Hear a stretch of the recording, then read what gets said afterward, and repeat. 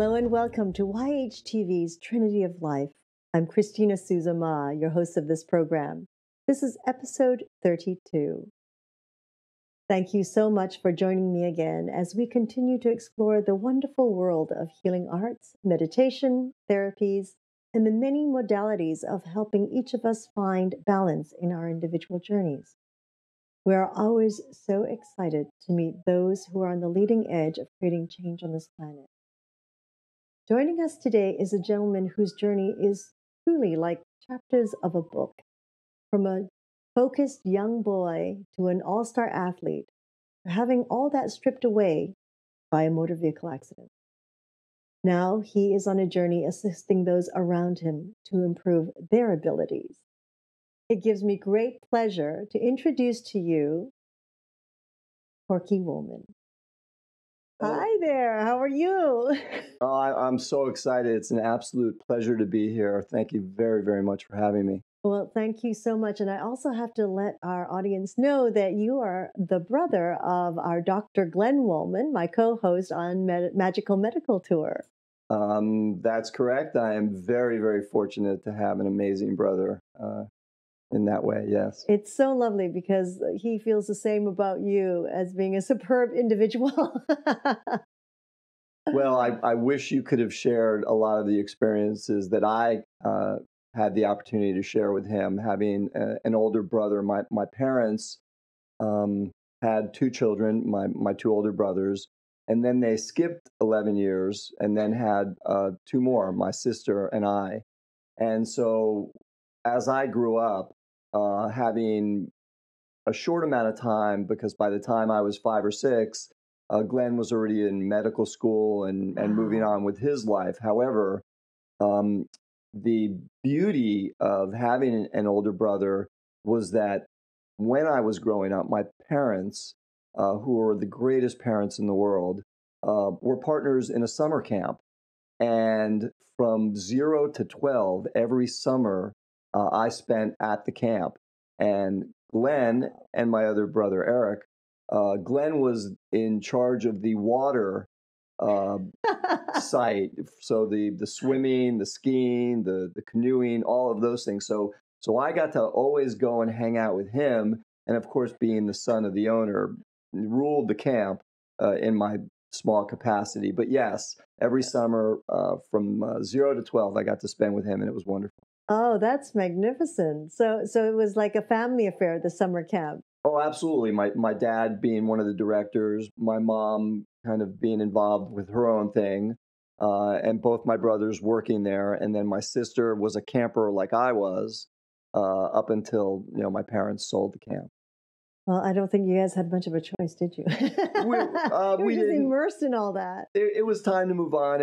If I would have had my say in it and my vote really didn't count, they would have held on to it for 5 or 6 more years. But that's okay. I have the greatest memories. One great memory, and there are so many I couldn't even begin to start listing them, was that I did get to see Apollo 11 take off from about 1.5 miles away. Wow. And that was the Neil Armstrong, first man on the moon. And I remember that moment as if it was yesterday, back in 1969. Being 1.5 miles away, not many people get that close, and we were very fortunate to go see the takeoff. And it changed my life. It was so magnificent that I made that be a part of my life from that moment on. So much so that when the space shuttle just flew over a month or so ago, I went and camped out at 7:30 in the morning over on Runyon Canyon, a big dog park near where I live in the Hollywood Hills, to stake out a position and prepare for the 20-second flyover. It too was just a beautiful thing. So yes, it was just another great memory of a long list of wonderful memories. Oh yes, that's magnificent. So when you were that young, you were exposed to so much already. It's so interesting in that for me and for my development, growing up at a summer camp, summer camps usually involving all of the sports, and it being in Florida, very little ice hockey and winter sports. It was all the summer sports.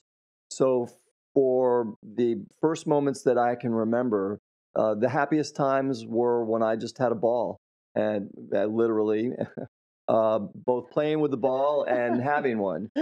So either involved with other campers or just by myself, especially after all the campers left. I had 250 acres to run around by myself and play with, and kicking a ball or shooting one into a basket. That was my life, and I couldn't have asked for anything more. Now, were your other siblings as active as you were? Like, was your younger sister in on this too? My sister was fairly athletic. She was into gymnastics, as most young girls are at that age. I don't know if her passions were in that area as well. And of course, Glenn and Rick, his real name's Eric, I call him Rick, they were both very athletic up until they each, were involved in their own unfortunate physical um, situations. Um, so yeah, they're still. I get a lot of my athletic ability from my parents and through them as well. So really, your influence from a very early age, I mean, for all of you, were your parents being so active. Well, my parents, my dad was an incredible athlete, and he actually wrestled at NYU. I don't know if they had a lot of the other exercises, but he was injured in the war, so much so that he was partially crippled. His story is an amazing story. I don't really want to get into his story too much, but a hero in every sense of the term.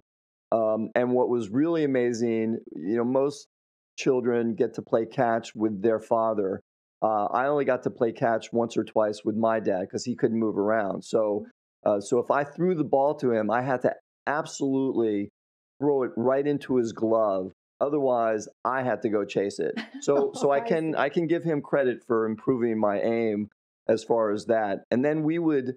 It was very funny because we would go play tennis, and against our neighbors, their father and son, and we would always win. However, what would happen was my dad wouldn't be able to move. He would just stay in one spot, and then I would run around and hit all the balls, and possibly that improved my tennis game. Right, But it was still a wonderful thing. And my dad was more into boating, so he didn't really have to move as much, right. and we did that quite a bit as well. Oh, true influences in life. That's hilarious. Now, so that was your foundation from the moment you were born was into a really, athletic family with older brothers and everything. And so, give us can you share with our audience a little bit of your athletic background since I think you were six, right? Absolutely. At about the age of 6, I went into two different arenas. I had an uncle who played table tennis, so he taught me the tricks about table tennis. So that was my individual sport of choice. And then my real passion was football. From almost the age of 5 on, I knew I was going to be a professional athlete.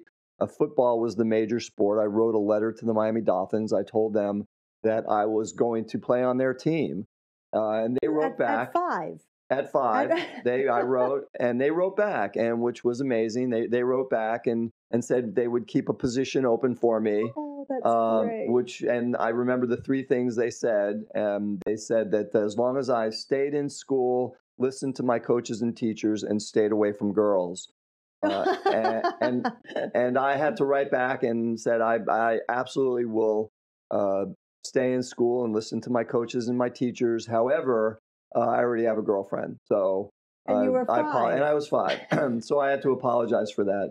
I was just kidding. I didn't have a girlfriend at the age of 5. Anyway, the following year, my Glenn, playing at the University of Florida, not for the University of Florida. I believe he was in a frat football game, suffered a very, very painful injury that not only ended his football career at the moment, But unbeknownst to him, it also ended my football career.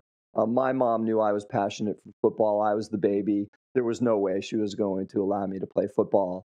And he was not, and his was an injury without pads and helmets and equipment and protection equipment. And she knew that just wasn't going to happen. And I was absolutely traumatized for about 3 hours because I realized uh, I still had table tennis. Not at 5 or 6, you don't know that there isn't money and profession, even though, believe it or not, there is now. There is, yeah. Yeah, there is now. And I had a neighbor who his parents let him play everything. He played soccer. And so my mom, not knowing the sport of soccer, not many Caucasian children, even at that time, especially in Miami, they didn't know that sport either. So my mom let me go. And for the first 2 or 3 years, I sat on the bench. I never got to play. All the other 6, 7, 8-year-olds were sons of soccer players, almost, or at least that was the sport. They didn't have all the options. That was the only sport, and that's the sport they loved. So they had been playing soccer since day one of their lives. And here I am, 7 years, later, trying to catch up, being very clumsy with the ball. And I can remember I was about 10 years old, still sitting on the bench, and sure enough, getting dragged to a game. And in the middle of the game, the goalkeeper got injured. And the coach turned around and he looked at all the other players and said, "Does anyone want to play goalkeeper?" And I looked around, looked to my left, looked to my right. No one was volunteering, and I pretty much know why. And I said, "You know what? I'm sure the view on the field is much better than the view on the sideline." So I said, "Why not? Let's give it a chance." I go out there. The opposing team kicked the ball right to me 10 or 15 times. They were a much better team. I simply caught the ball and punted it away, and they were all screaming, "Genius!" Yeah, he's amazing. And I'm like, what? They're kicking the ball at me. I'm catching it. I'm throwing it away. And so the next thing I know, for the next almost 10 plus years, I'm being trained by all these amazing foreign professionals because not many American goalkeepers even played the sport. So I was getting all this amazing attention, and being that I was athletic, and a goalkeeper is very much in soccer like the quarterback in football, the pitcher in baseball. They get a lot of the attention. And I had a knack for it. The next thing I know, I'm flying through the air, I'm learning how to make these amazing saves that are spectacular, at least in my opinion, spectacular. But I have a lot of fans and those who have seen some of my amazing saves uh, also agree. And it was wonderful. The only one unfortunate aspect is by about the age of 16 or 17, and now by that age, I'm almost starting to win awards and getting accomplishments. So that's partly keeping me going. I just hated playing the position because Wow. if I could count the number of times, you can almost see how many times I've been kicked in the face and kicked in the groin and kicked all over and had the ball smashed into me. And once again, you don't wear any protection, and I choose to not wear any protection and just go out there naked to the world as a goalkeeper, and that's so that way Brutalized. it allowed me to play on the edge a little. And as in that position, you need a lot of courage, and that helped me to do that. Now, in conjunction with that, I was still playing table tennis. And so from the age of 6 to the age of 13, I was a competitive table tennis player, winning all of the local city and county tournaments and things like that. My first international tournament, I was 13. My first match was up against an 11-year-old who was half my size. And this player, I don't remember his name, he taught me a very valuable lesson, and that was table tennis wasn't for me. He handled me like I was trying to play against Shaquille O'Neal in basketball. He was so much better than I was.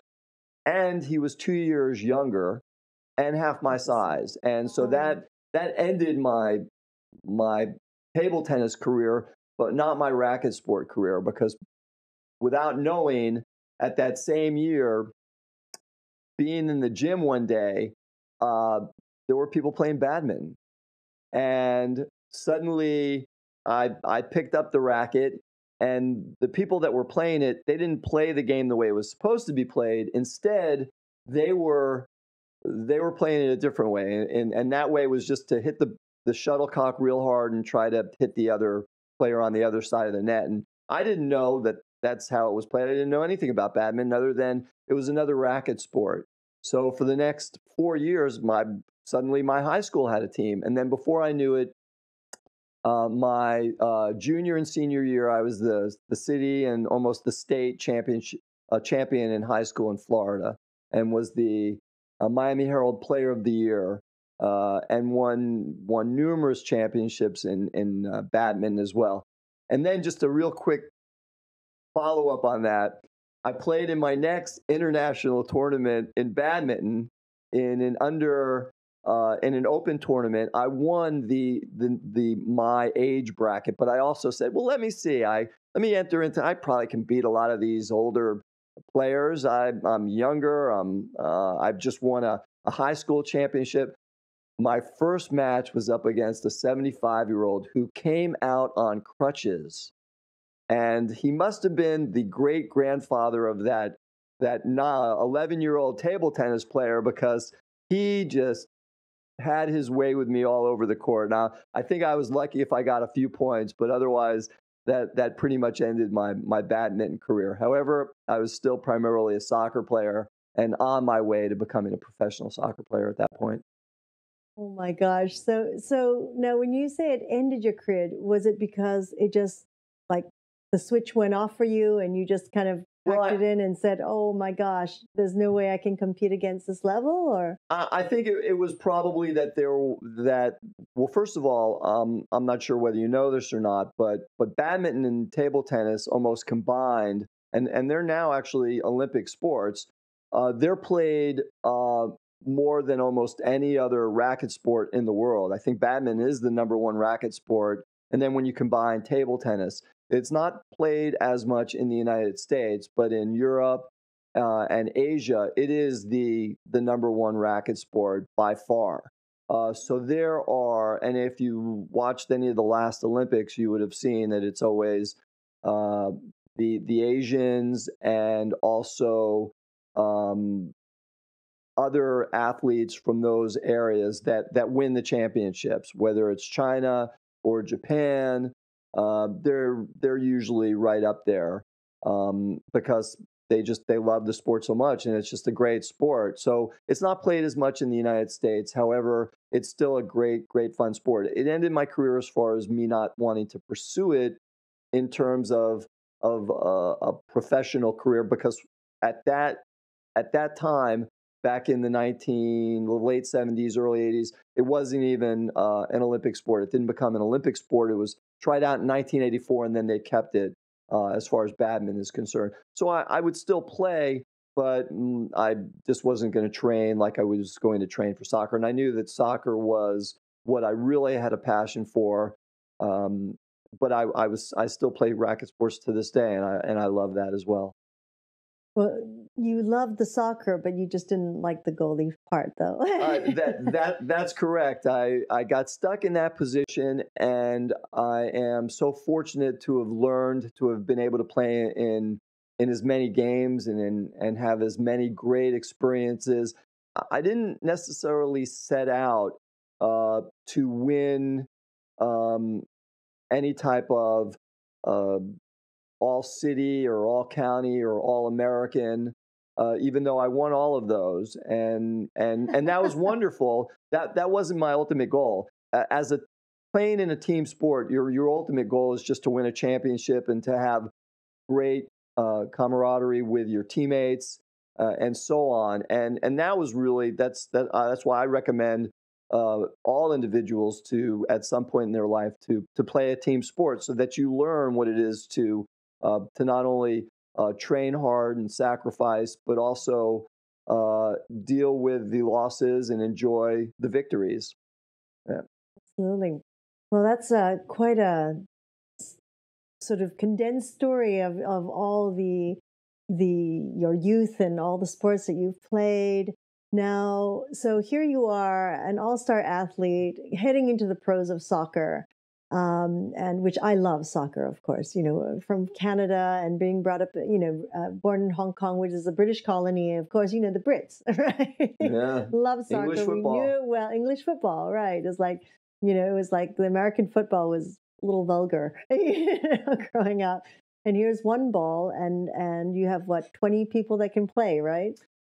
Isn't it 20? It's That's 10 on each correct. side. 22, 11 on each side, 10 field 22. players, one goalkeeper. There you go. So my parents, obviously, like most parents, wanted their child to go to school and get their education, and I did that, and I was very fortunate. I had athletic scholarship for the first 2 years, uh, and because I was pretty much done with a particular position, and changing from a goalkeeper to a field player, there weren't a lot of colleges that were going to, on my good behavior, give me a scholarship. So I finished my education. I went to the University of Florida, finished my education, continued playing there, and continued training, knowing that as soon as I graduated, the first thing I was going to do was to uh, become a professional soccer player, and there was pretty much nothing that was going to stop me. I also realized after my first 2 years not having a particular interest in school until I got to the University of Florida and I walked into the broadcasting and journalism school. And before I knew it, I fell in love with radio and TV production. And I'm going to share a very quick story. Uh, I wasn't a gifted student like both my father and my brother. They had the gift for intelligence. My father could speak 5 languages fluently and had 2 PhDs. He skipped 2 grades. He started college at 16. I didn't get that gene. Instead, I got the athletic gene. Um, but by the time I made it to the University of Florida, I I realized I'm going to have to get a degree in something, and I'm not going to be a career student. And broadcasting allowed me the creativity and the path to be able to take my soccer skills, become a professional player, and then transfer over to the broadcasting field so that I could stay within the industry and still have a career for life. And so that was my goal. And my quick, cute little story was the only A that I got at the University of, well, I got one in a phys ed class, but the only real A that I ever got, because they don't just give them away, was in my advanced broadcasting class. So I was just very happy that was the one class that I needed to ace was the one that I did ace. So I was very happy. I didn't show that part of the report card to my dad though, or my mom for that matter.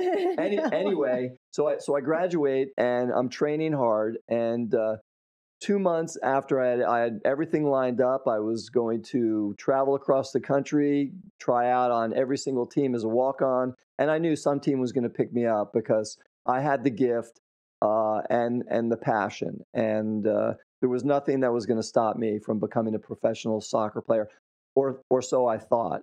So one day I was doing cardiovascular exercise. I was on the bike. I was coming back from a long ride. Uh, 1 second, I'm pedaling, and everything changed in an instant. I was hit by a pickup truck from behind. The witnesses said that the pickup truck was traveling an estimated 60 or so miles an hour. I never saw what happened since I was hit from behind. And the next thing I knew, I was probably about 16 to 20 feet in the air because of the way that the pickup truck hit me and ejected me. The bike actually didn't get hit. The bike actually just practically fell to the ground. So it wasn't we were both hit. I was hit off of the bike. How on earth does that happen? I'll try to diagram but what the eyewitnesses said was that as the pickup truck approached me, prior to hitting me, he swerved away from me and then swerved into me. And right where uh, the front of the car meets the side of the door is the part that hit me. So that allowed sort of like a launching angle, and that's what sent me flying. And so the first thing that you hear, because I never lost consciousness, was an incredibly loud sound, and that's the sound of metal hitting your body on such a large piece of metal. So instantly, I lost most of the hearing on the left side of my body, and I realized that when I was about 15 to 20 feet in the air, traveling at a very very high rate of speed, that something had gone terribly wrong. And I don't know if there is a term for it, but it's the moment where time both uh, freezes and speeds up simultaneously. And so I realized that I had to act very quickly. And lucky enough for me, I was traveling pretty much in a straight line. And as I saw the ground start to approach, I instinctively went back to being a goalkeeper. And when you're a goalkeeper, you learn that when you dive for a ball, unlike most professional football and baseball players who do what I refer to as the Superman dive, where you fall flat on your face, uh, in goalkeeping, you have to not only protect your body, but you have to protect the ball. And they teach you to dive on your side. So instinctively, I rotated my body and stretched out so that the left side, my arms, my hips and legs and torso would absorb all of the impact from the ground. I couldn't do anything about the initial impact from being hit by the truck. But that was also the same side that you were hit. My lower left hit, yes, was what practically took the blunt of the truck trauma. So yes, I couldn't rotate to my right because I just naturally always like to dive to my left. So I don't know if that was the reason why, but it was also the trajectory of my body and the way my body was going in. So I knew that it was better to rotate left and stretch out left and land on the left side. So the initial impact of hitting the ground, the next thing I know, I'm bouncing, I'm rolling, I'm cartwheeling, I'm sliding until I finally came to a stop. And it's so amazing because I ended up right on the side of the road where I now see another vehicle coming right at me at a high rate of speed. And the only thing I can remember is rolling down the embankment and saying to myself, I'm going to die, I'm going to die, I'm going to die, I'm going to die, I'm going to die. And I didn't know how badly I was injured. I just know that life had changed in such an instant. Within less than a minute, um, the paramedics were there. There was a crowd around me. I was, suddenly going into shock. They were getting me on the gurney and hauling me away. And the last thing that I remember was it was very funny because I only had a pair of Adidas shorts on and a T-shirt and sneakers or shoes. That's all I was wearing. It's Miami. It's August. It's hot. Didn't need to be wearing much. I didn't know I needed to be having protective equipment at that time. Most of it had been shredded off of my body. Did you have helmets No, then? didn't need wasn't wearing a helmet. Um, and my head never, once again, knowing how to land, I protected my head, my neck, and my back. So they never actually got touched, but the rest of my body was shredded and bleeding. The shoulder of the road was filled with nothing but rock and broken glass and shredded beer cans. So after the paramedics picked me up, the only thing I can remember is I was able to look down and I saw a contusion just below my left knee. If you can imagine just putting a cantaloupe on your left knee, that's the size of the contusion. And then by then, shock and had set in, and I was whisked off to the hospital and getting starting treatment for X-rays to determine. And miraculously enough, I did not break one bone in my body. I had all kinds of other problems, but no, there were no broken bones, and credit that to my goalkeeping skills. Absolutely. That's quite a story that you've shared. Thank you for sharing that. It is amazing how our life can change in that split moment. And wow, it's it's amazing that you're even here. Here, your mother's trying to keep you out of football to protect you, and here, all you're doing is riding a bike. And here you are hit by a car or a truck. How long did it take you to recover? Um, well, the way I look at it, I'm still in recovery, and I don't, I deal with all kinds of obstacles. Uh, what I went through all of the normal things that someone that suffers a tragedy like that, denial and anger and acceptance and things like that. It the good news was I was no longer going to be a goalkeeper. The bad news was it took me, and I'm going to show you, it took me 3 years just to be able to take my left arm and raise it above my head. So years of therapy took just for that. It was baby steps for probably about the next 3 to 4 months.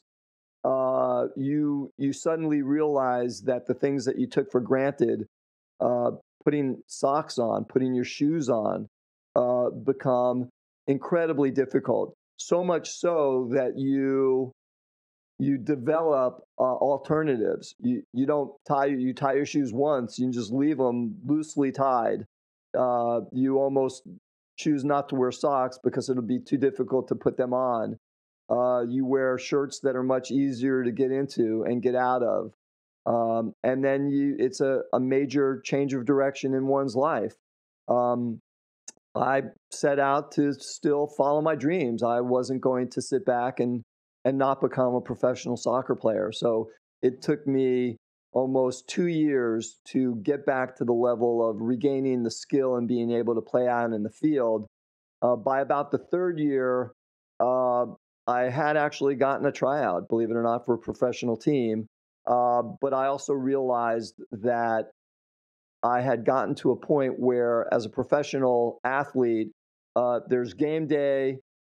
Sometimes there's the following day is another game day. In soccer, usually there aren't back-to-back game days, but you will play at least once a week. However, the following day is a day of rest, and then the third day is either going to be back to training or possibly a game if you're in a tournament. And I realized that if I played hard on one day, it took me well over a month just to recuperate. And I realized that my goals of being a professional athlete at that time, it was over. How old were you at this time? I was 25, 26. You just graduated. Well, I graduated at 22, and 2 months after I graduated was when I got hit. Um, so I was just trying to get into the best cardio shape because I knew that that's all they were pretty much going to be looking at, and I didn't want to not have my cardio fitness up. So that's why I was on the bike for and doing other training for 2 months right after I graduated from college. Mm. So here you are, the young man. Your dream of becoming a professional athlete is completely shattered. Thank goodness your bones weren't shattered, though. That was a good thing. But it sounds like you had a lot of like muscle and tissue damage and nerve damage as well. Yes. That's correct. Practically mostly on the left side of my body, but all over as well. Um, at the age of about 26, I realized that I was starting to feel other pains that I really, primarily in my lower back, that I couldn't account for. So, of course, I go and see an orthopedic and a neurologist and a neurosurgeon.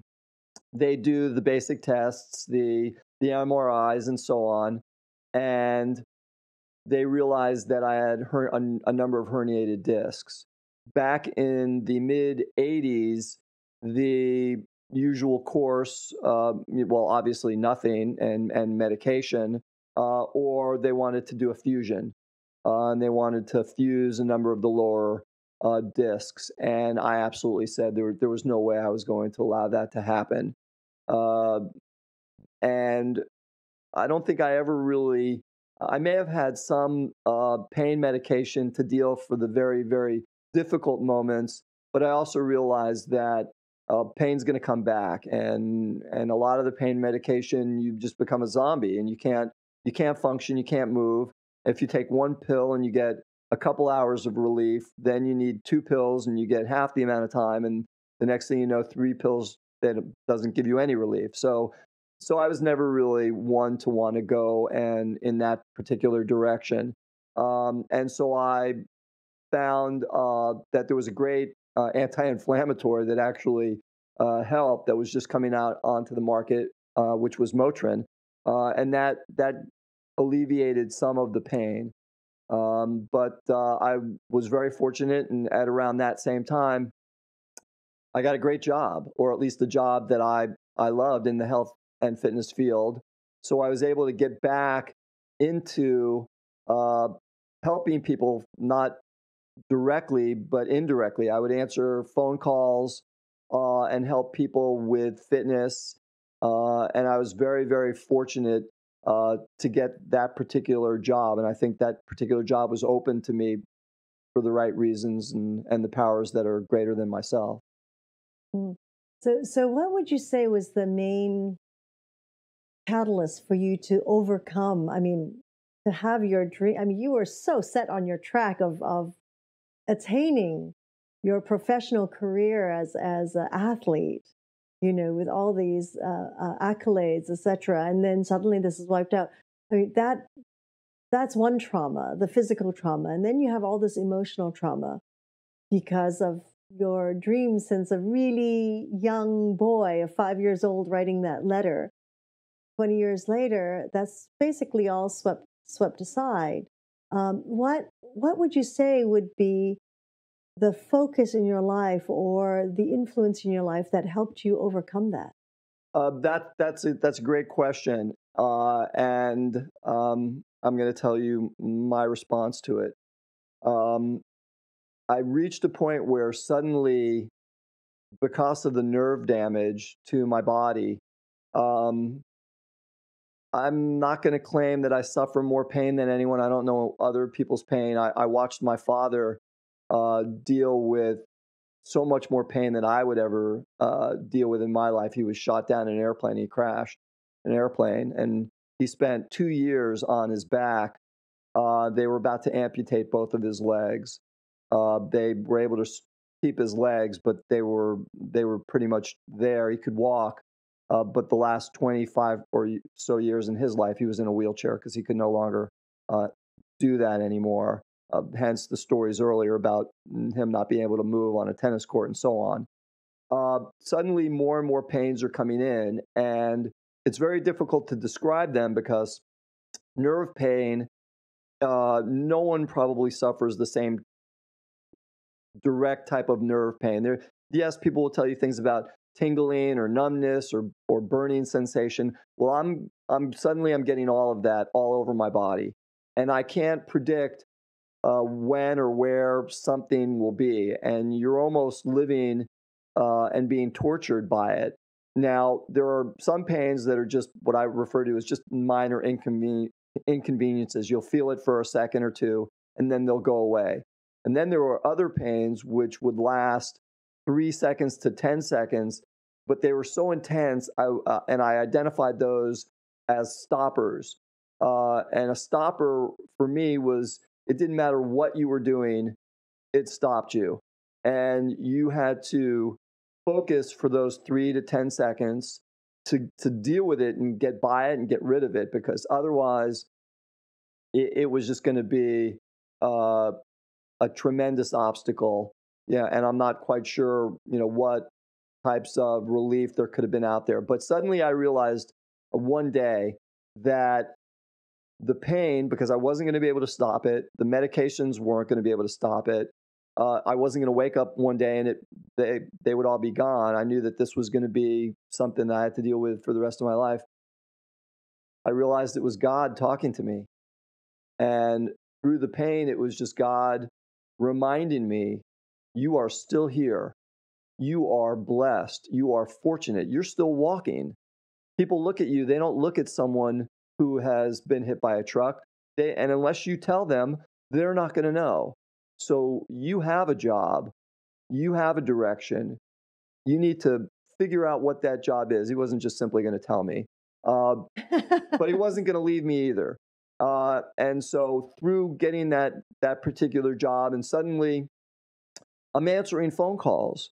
It was a publishing company that dealt with health and fitness, and people would call up and they would start asking, "Well, how do I do this?" Or the most obvious question, "How do I lose weight?" And before I knew it, I'm the number one person there primarily who is answering and taking all these questions. Now, I consider myself a world class athlete. At the peak of my athletic career, I was playing against the greatest players in the world. I had reached that point where I played against a lot of the professional soccer teams. One of my greatest games that I ever played in was against the New York Cosmos.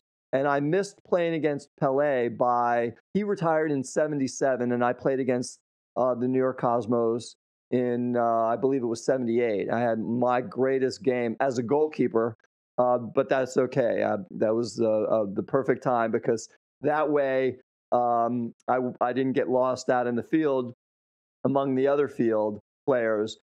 I had an amazing half in that they only got one goal by me. However, in the second half, the coach put the other goalkeeper in to give him experience, and they scored 4 goals on him. So we got trounced 5-0, but there are a lot of players on the New York Cosmos who probably have nightmares over the fact that the goals that they thought they were going to score, I saved. And it was a great career highlight for me. However, getting back to suddenly answering phone calls, I took all of that training and that knowledge on fitness and started utilizing it to answer these questions. And then I absorbed myself in the particular method that this company had invented, which was basically they came out with a theory where if you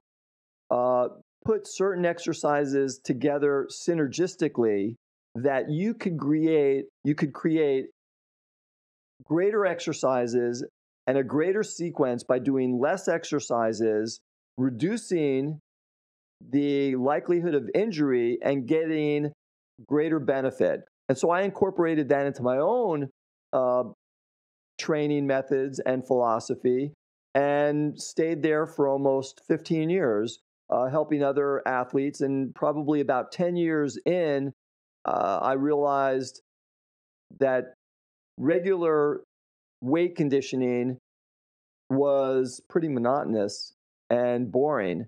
And so I always had to go back to the exercises that got me to be the athlete that I was. I actually started to utilize those to rehab and to continue training. When you mentioned earlier uh, about training and when did I stop? Well, or stop the rehab. I didn't. I still am in it, and I still utilize those exercises to this day. And that's when I had the epiphany that the exercises that I were doing, the combining of those exercises, I could actually help others. Now, some might not necessarily wish to be better athletes, but when I realized, I said, wait a second, we're all athletes. Everything we do is athletic. Athletic is a combination of balance and coordination. And in order to move better through the planes that we're on, you need to improve your balance and coordination. And then when you get a little bit further into that, that's when you realize that it's the center of your body that controls everything. And by improving upon your center, and suddenly within the last 5 or 6 years, the center core became the number one phrase when people refer to, "Are you training?" "Oh, I train my center core." Well, for me, it was primarily your abs, and your low back followed, because you weren't going to be able to do anything where if you were training your abs, your low back wasn't also having to respond accordingly. Mm. Well, so you completely came around from working with this company, and you were also personal training people, weren't you, at the same time? That's correct. Suddenly, I got to the point where a lot of the people over the phone, because I was doing mostly uh, phone phone calls and helping people via the phone. People say, "Well, where are you training people?" And one moment I'd be speaking with someone from New York, and the next Missouri, and the next Florida, and the next Iowa. And so um, I didn't realize that.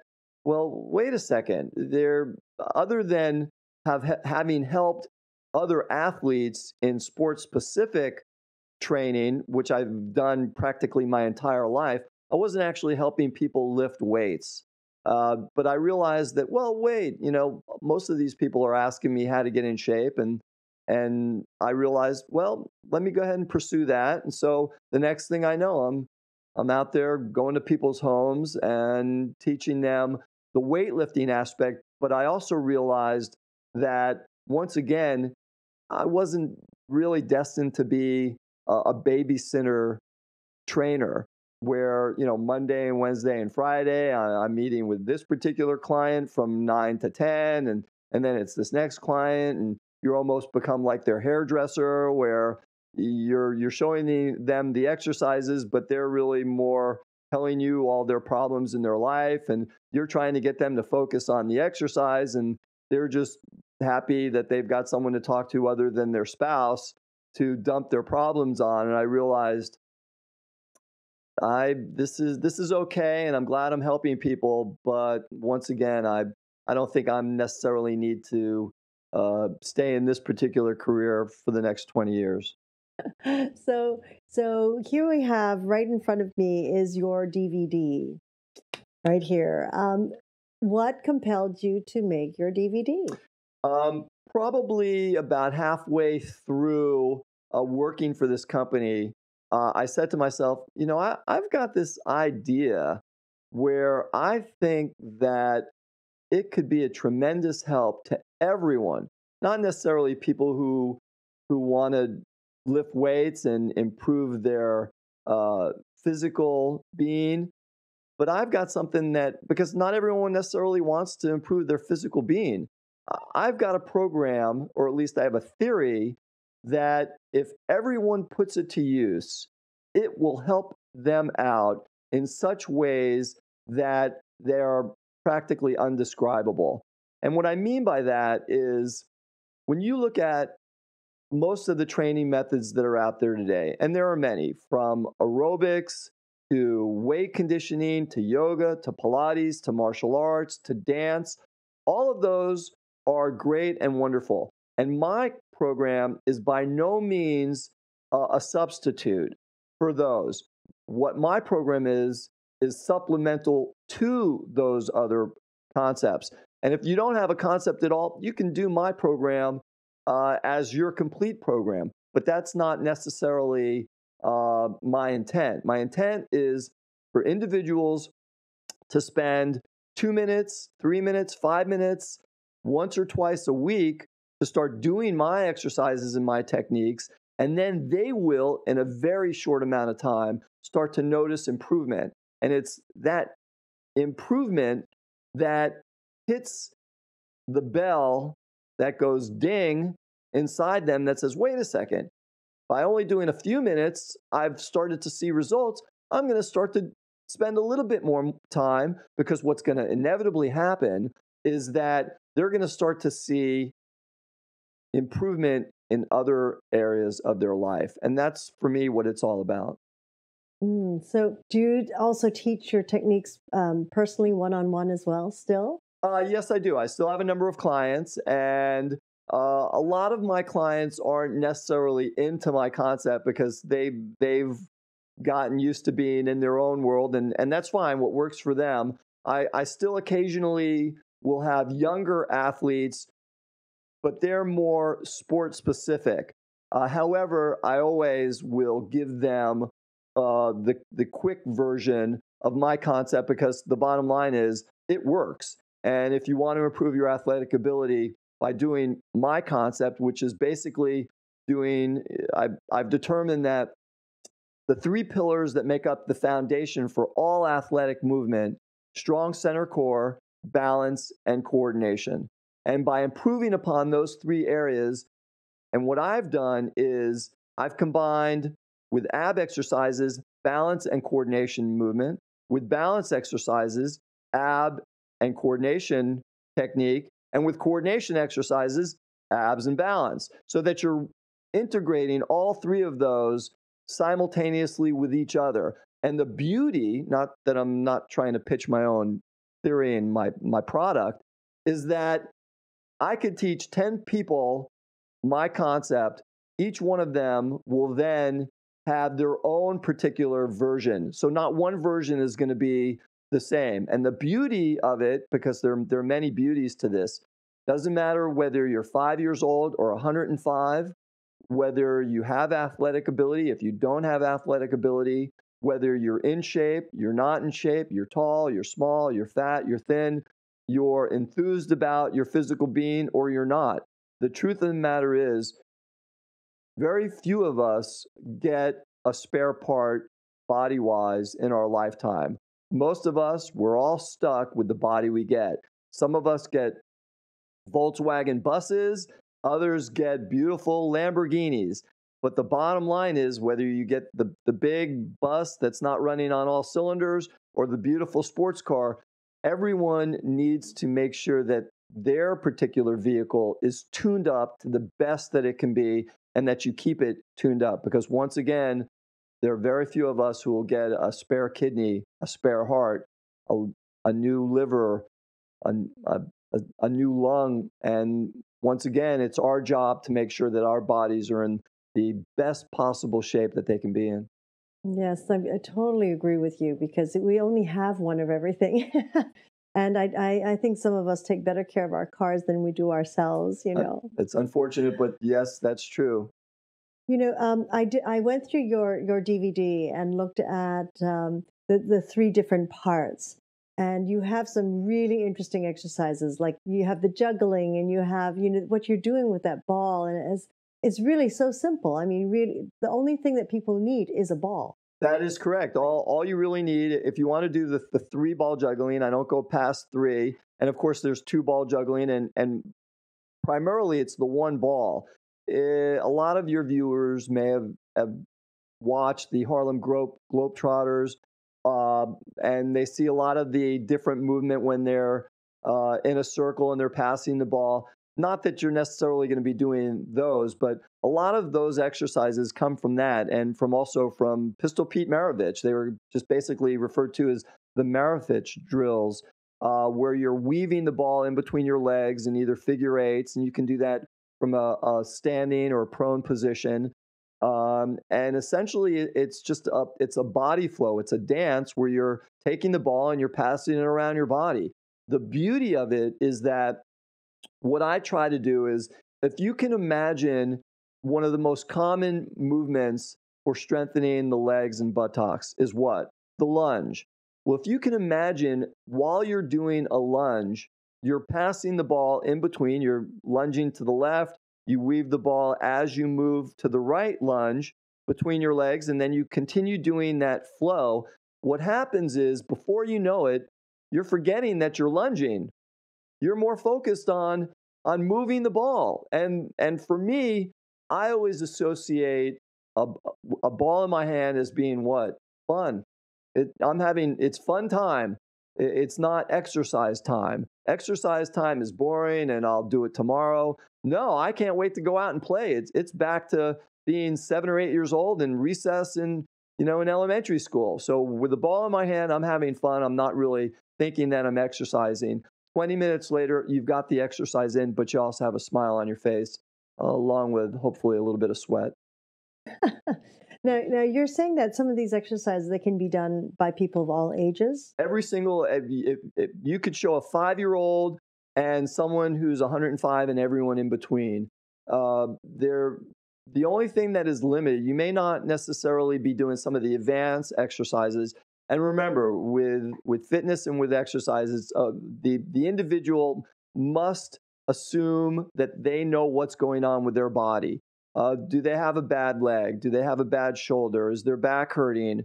Do they have injuries? Did they just have a major surgery? Are they on medication? So once they realize the particular limits that they are under, they can just start to take that ball and move it around their body. And before they know it, they'll start to do slightly more difficult exercises. It's not really complicated, but once you learn a number of the different movements, you're able to then ad lib, make up your own. It's almost like jazz in that it's not A, B, C, D. It could be A, D, B, F, Z, Q. You could go all over the place. And that's why it's such a beautiful thing, because you're not subjected to having just do a specific type of choreographed move or kata in martial arts where it's one movement precedes the next. No, here it's very, very free flowing. If someone wants to make up a routine and put it out there, that's great. But I really have some general warm up technique as all exercises should have. But then once you do the basic warm up, you're on your way to feeling whatever direction you want to go in is the direction you go in. So would you say that individuals, when they watch your DVD, should pull out the exercises that are easy for them to do at present, and just continue to do that on a regular basis, and then just increase for the more difficult ones? Oh, absolutely. Because they're so short. It's really repetition, really. And the thing about it is, what I chose to do with my particular DVD was that I realized that most people's attention span is very short. So rather than show 15 minutes of one exercise, I tried to get 15 minutes of exercises into 15 minutes. So that here's the basic exercise. It's not really rocket science. Unless I was with you personally, I could adjust your technique. But it's so basic, a lot of the movement, that once you start doing them, you'll see the improvement right away. And you'll be able to be on your own and start ad-libbing once again and going in a direction, because they're not complicated movements. Some of the more advanced exercises are complicated. So I always suggest, first and foremost, before you begin any exercise program, you see a physician or a medical professional to make sure that you're okay with doing the exercises. And then to start slow. You could always add a little bit more, but it's inevitable that once you start exercising, something's going to get sore, something's going to get injured. When others ask me, when was the last time I was injury free? I say 5. When I was a young athlete, starting at 5, that's when you're going to get your first injury. You're going to trip and most likely cut your chin, and from that moment on, it's one injury to the next, and you try to rehab as quickly as possible and tape up what's not working right and put an ace bandage on it and hopefully not re-injure it and wait till you injure another part, and eventually you're going to get back to that first injury. But yeah, life is, I guess you can quote me on this, life is not injury free. Yes, that's very true. Especially when you watch everyone. I mean, no matter what age, we are still bumping into things and hurting ourselves. Yes. We're coming to the top of our hour now, right now, Corkey. What would you say to our audience? I mean, how should they approach their daily lifestyle to implement these exercises and other exercises? As you say, your exercises are easily compatible with anything else, whether they be doing yoga or martial arts. And so not necessarily, I know it says, how to improve your athletic ability. And you and I both know the minute that you use the word athlete, people are very narrow and they go, well, I don't play baseball or I don't play soccer. And, I'm an elderly person or a senior and I want something easy. So, the moment they hear or see that, they're going to go, well, I'm not that individual. So what would you say, and how would you have them approach? Well, I would pretty much divide. Well, I don't have to divide your audience, because most of the people that are watching us or are in tune are probably more likely to be doing some type of exercise program than the people that are not doing any particular exercise program. So I was initially going to say I'd divide most people into two groups, those who exercise and those who really don't. And you're correct in that the title does throw people off, because essentially my goal was to help out athletes. But then when I realized that not everyone's an athlete, it still has a tremendous benefit for those individuals as well. So what I would advise to your people is get a ball, watch the DVD, just start some of the basic exercises, because a lot of it, what it does is it helps getting the body moving, and it gets it moving in ways that are not similar to whatever particular movements you may be doing now, unless, of course, you're out on a basketball court or you're playing tennis regularly, or things like that that are a little bit more proactive, as opposed to a Pilates or a yoga or even martial arts, because a lot of martial arts is, especially for younger martial artists, it's all primarily the same type of movements, as opposed to, unless you're wrestling, and that, nothing is similar, so your arms are going all over the place. That's the beauty of some of these exercises. You're able to do them so that your joints are getting a little bit more activity. And remember, the more activity that they get, the more muscles are being used, more tendons are being strengthened, more neuromuscular transmissions are being made because of those different, I don't want to say the word awkward, let me say unconventional movements, not movements that are outside of your basic biomechanical movement. No one's going to do something that's going to be hurting themselves, or at least I would hope they wouldn't be. But you're going to be doing movements where they're not the same as when you're in a particular yoga position or a Pilates position, or doing a push-up or a bicep curl or a chest press. These are all outside of those particular areas, and that's why it has such a tremendous benefit. And I know that you use the ball in this, and it's a basketball, I do believe, or a soccer ball. Any ball. I always tell my clients, any ball except a golf ball, a bowling ball.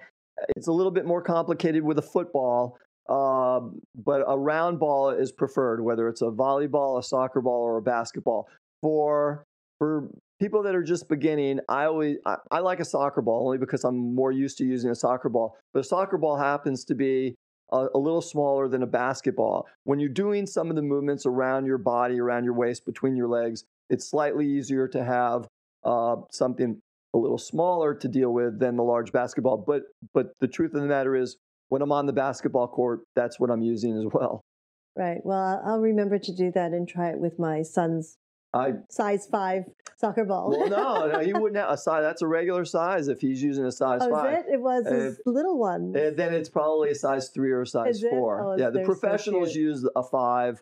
Below that then is the 4, and then the younger players use a 2, 3, 4, and so on. Cute. So I'll use his size to start. There you go. And get his permission first. Always. The second he knows it's missing, he's going to come in. Hey, what's going on here? Well, thank you so much, Corkey, for joining us here today and sharing your story with us and inspiring those who've had a rough turn in their life, so to say. That you've used all the abilities and everything you learned from childhood and just use them all to this day, right? To improve your health and help others improve theirs. That's magnificent. Thank you so much. That's my goal. That's my direction in life, and understand that we all suffer all kinds of tragedies, and life is not going to necessarily be an easy road for everyone, whether it's just twisting an ankle one day and having to just deal with that. And if that's all you had to deal with, you certainly would have a blessed life. But most of us are going to suffer a little bit more than necessarily a sprained ankle. And for those of you who do, understand that through just hard work and determination and perseverance and a little bit of patience and maybe some luck as well, you'll get through it. And you'll be better for it. And last but not least, my DVD will help you do that. There you go. And the way they can find you too is Athletic One, right? Athletic One. And we will, of course, have that on the website under this interview as well, and how they can contact you and actually get the DVD. It is a lot of fun. A lot of your movements and all are a lot of fun. And for men and women, boys and girls, aliens and species from other planets, there you where go. I'm sure they'll benefit as well. Great. And I would like to thank each and every one of you for joining us here and supporting us on this new platform of education and information. We're all always grateful for your continuous support, and we look forward to supporting you better.